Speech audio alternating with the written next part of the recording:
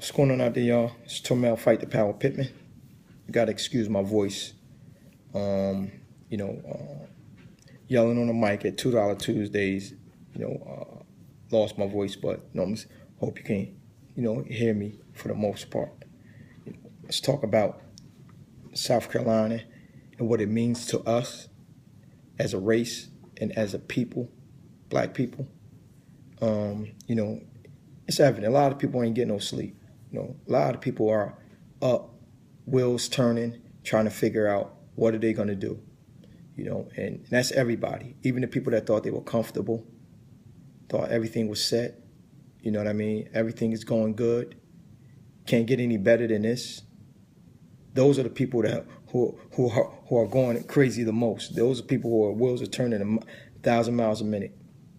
That's because, a lot of us as black people, when white supremacy is treating us okay, when white supremacists are treating us okay, we kind of don't acknowledge that black people need liberation. We don't acknowledge the struggles that the rest of black America is going through. I am making 6 figures. My wife is making 6 figures. Our kids are in the college, good school. What are they talking about? What's the problem? Till somebody gets shot up and killed for no apparent reason, and there's no recourse for it. Dylan Roof is not going to get treated like Colin Ferguson. Don't get that confused. Don't get confused. He's not going to get treated like Colin Ferguson. He's a hero. He's a hero, and he's going to get treated like a hero. Now the question is, you're the people who feel like everything is going good. You invested in this system, this white supremacist system.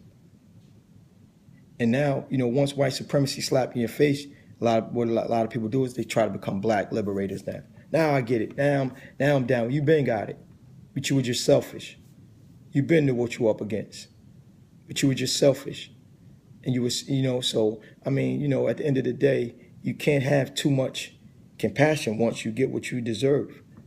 It's coming to haunt you. And, my prayers go out to the 9 members that were killed, in a place of worship. People who turn a blind eye to white supremacy, you have to take just as much responsibility as Dylan Roof. You have to. Because there are people out here who are vocal about their hatred for black people. There were organizations that were vocal. There were incidents that happened at your job that you should have took a stand on. There's incidents that have been happening to the black community that you should have took a stand on. But you chose to ignore it because you didn't want to upset people who were giving you a better quality of life. People who are responsible for your quality of life. If you can't say what you want, how are you liberated? How are you independent?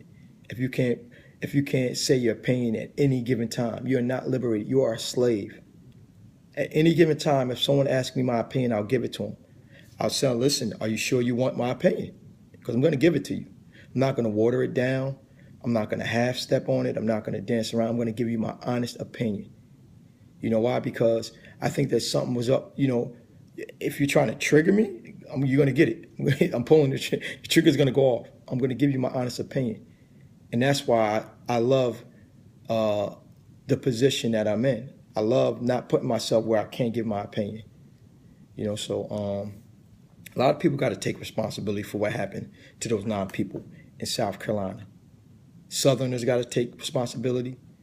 Black people up north got to take responsibility because we turned a blind eye. We started tap dancing too early. We didn't get a victory. Why are we so happy? Why are we so, with a black president? That's not a victory. We got to see some results before we start clapping and dancing and singing and saying we made it. We didn't make anything. We didn't get anything that wasn't given to us.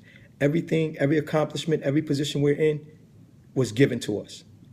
After the government killed Martin Luther King, they still didn't have to give us anything. We didn't get anything. We're looking to get things for people feeling sorry for us. Well, come on, feel sorry for us. What's the first thing a sellout black will present to white supremacy. Come on, if you might as well treat us fair. If you don't treat us fair, you lose money. Hey, come on, we're not going to walk on the buses. We're not going to get on the buses to show you that you're losing money. So once you start losing money, hopefully you'll let us get on the bus and treat us fair. It's not an accomplishment. Come on, man. That's not an accomplishment.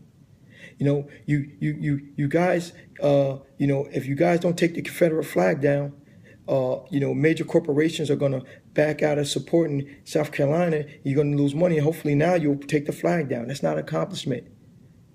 Telling somebody, if you don't treat me fair, you could possibly lose money. That's begging to be treated fair. Nobody respects a beggar.